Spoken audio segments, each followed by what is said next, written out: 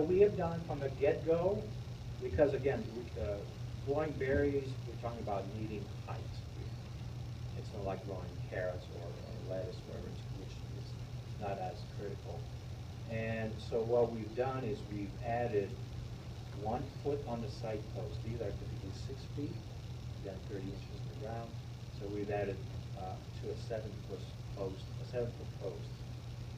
which ultimately costs maybe $150 to $175 for the added cost, but it's really, really, really worth it. And then your openings, your roll-up sides with an additional 1 foot allow for better air ventilation. So all benefits. Now you may ask, why should I really do this? Besides what I was explaining, I think this will give you an idea. So this is the sides. This is yours truly. What is that?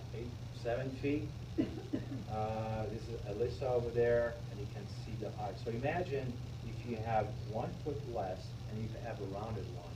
You really, your plants will be reaching the top. So it's really critical to gain that height. And it's worth it. It's really worth it. So what size are yours? Are they 6 foot or 5 7 foot. 7 foot. Yeah. This is to build wide doors and air vents. This is because I'm a little bit, don't want to spend too much money. We could have put air fans, which are relatively expensive. They work really well, of course. But the first one when we build have these openings. And it really helps with airflow. And you can control, particularly if you open up the top one without, like early spring, it really just helps the air circulate better. And if you do both on each side, or if you do those on both sides, it really helps with airflow. Again, preventing wind coming from the back, so there's a little bit more of a wall there as opposed to high tunnel being north-south. So it really helps with airflow. It's really relatively inexpensive. I think $50 per door, and you'll see those later on, and the ventilator too. So maybe under $100 in wood, basically. So it's a really low-cost way to take care of airflow. And again, we could add fans. It's probably the best way to go. But we're talking about $200 to $300. And with those wide, by the way, this is 4 feet by 8, and the doors are 8 by 8. So easy to build, and it allows for access as well. But then you have to open the doors every morning, close them up in early spring and so forth. Adding a second layer. Everybody knows what I'm talking about. Is basically adding a second cover to your high tunnel. We found this to be extremely beneficial. What it does, this is first high tunnel, of course, we were installing it, so it doesn't look that way. But that one only has 1 cover. This is our second high tunnel that has 2 cover, and you can see with the blower, what it does, you leave a certain space between the 2 layers of plastic, and we install a blower that runs 24 hours. That provides an insulation, air insulation between 2 layers. Where does the air come from? From inside the high tunnel, inside? yes. But ultimately, again, you want to build a high tunnel with raspberry to extend your season. Well, extending your season means past October into November, sometimes into December. So the advantage of the second high cover, it really adds 3 cost. You reduce the heat in summer, and really can help you overcome some of the cold spells you may have again in late October. So, but it's really expensive. The cover for 1 high tunnel is about $500, $100 for the blower, and whatever labor. And it's not that hard to put on. 2-person can do that. And what I don't have there, as I was explaining that to a gentleman earlier, is during the wintertime when it snows, because you have a constant movement of air, it really helps shed the snow better than having a static cover with 1 layer. Now, just to give you an idea of how you can recover that cost, if you look back the 2012 to 2014, we averaged about 100 tons of harvest beyond the time that our first high tunnel with 1 cover froze over. So that one freezes, this one doesn't, and from that point on we harvested about 100 tons. Well, if you take about 75% of those plants at $6 a piece, and the remaining at $5. You resell all those berries. That would bring in about $575 the first year. So it's easily recovered, particularly over the course of 2 years. So if the lifetime of this is 10 years, it's easily recovered. So, question, comment? Okay, this is the groundwork. So we covered the planning, we covered some tips on how to build. Now let's focus on the inside. I think I'm pretty clear there. Avoid the mistake we made twice, not once, but twice. Lay out 4 rows instead of 5. Where did the 5 rows comes from?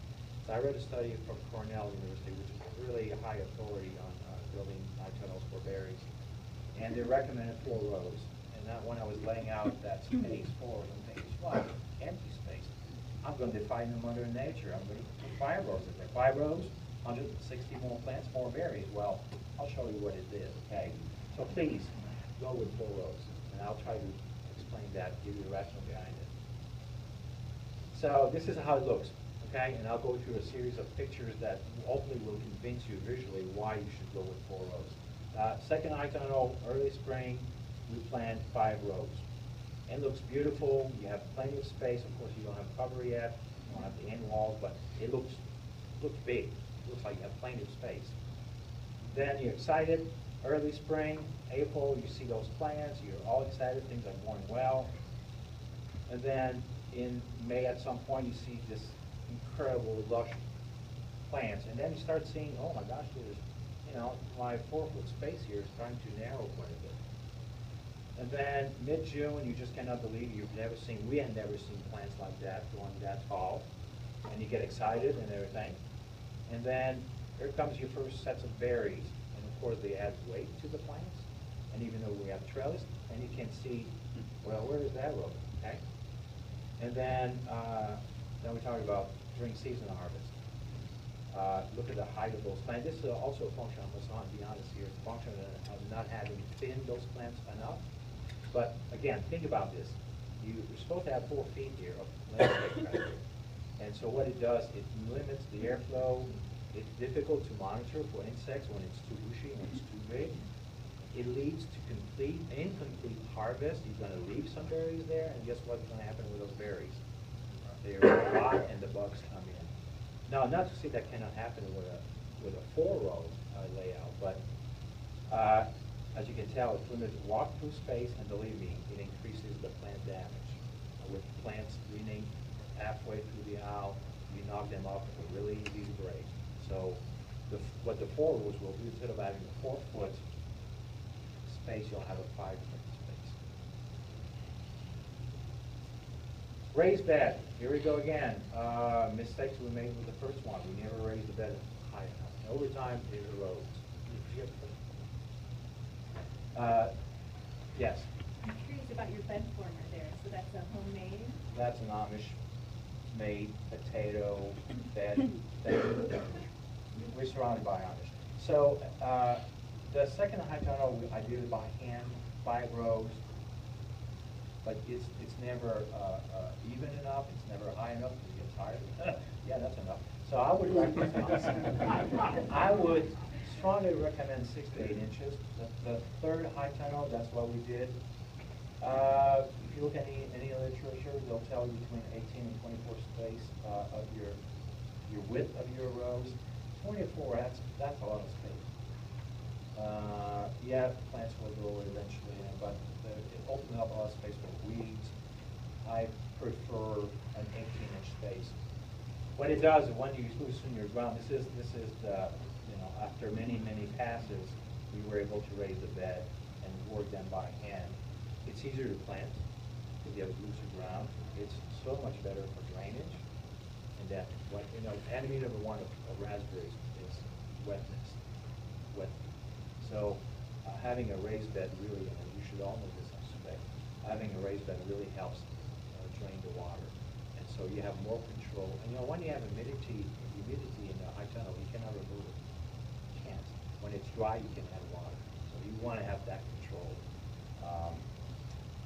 And here's the tip here. If you can, build those prior to putting your end wall, so you have better access up and down. So. Okay, now we planned, we built it, we raised our beds, now it's time for planting. We use bare roots from Norse Nursery in Massachusetts. I urge you to look at their website, norse.com, I guess. NorseNursery.com. They are the expert, really are the expert. They send really, they have really high quality plants as well. And there's a lot of information on their website that will. There's also, I think they're from Indiana, the Hartman Company. We initially, our first few plants, that's where they came from. Oh, and by the way, going back to the high tunnels, I think that I read there's like 20 manufacturers, 20 distributors of high tunnels in the Midwest. So there's plenty to choose from.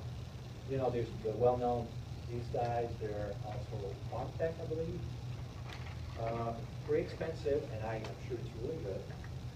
We have, this is just an Amish supplier locally that we have.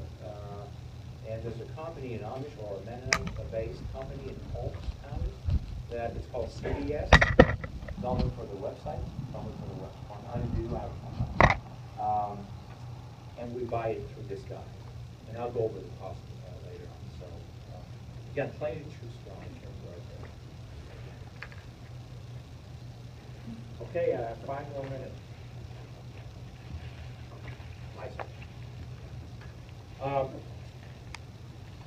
Our recommended spacing, 16 to 18. I would go to 16 because you're going to experience probably a 5% loss on the plants. So I'm trying to define the mother nature. And then the 4 rows, which we put about 230. What's the width of your pipeline? 30.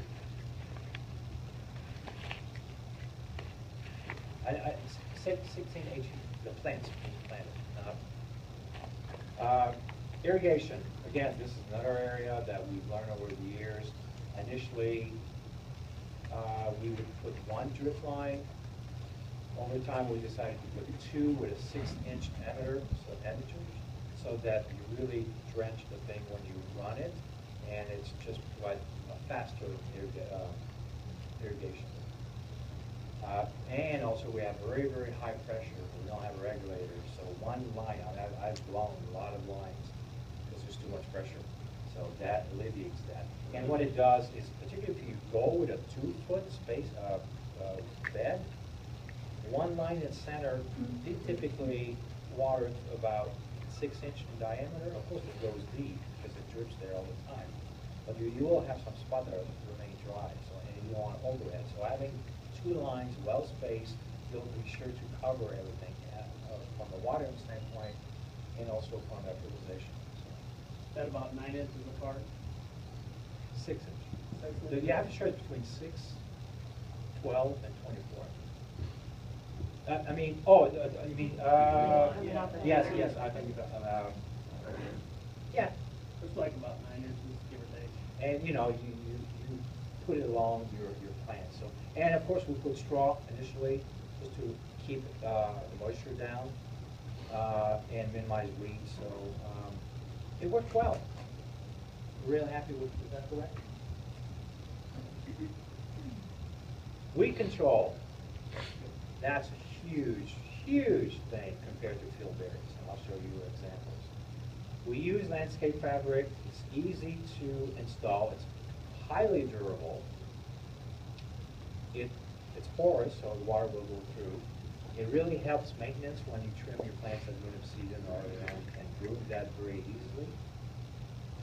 It retains, and that has pros and cons. It retains heat and moisture. Particularly moisture may not be as good because of fungus issues. And we have a high tunnel right now that does not have that. It's extremely dry, really dusty. So that cuts down on that, and it eliminates weeds altogether. I mean, if I spend 2, 3, 4 hours weeding a year, that's it. And then you weed in your rows and perhaps some weeding on the side. So it's relatively expensive. It's about $200 to do one.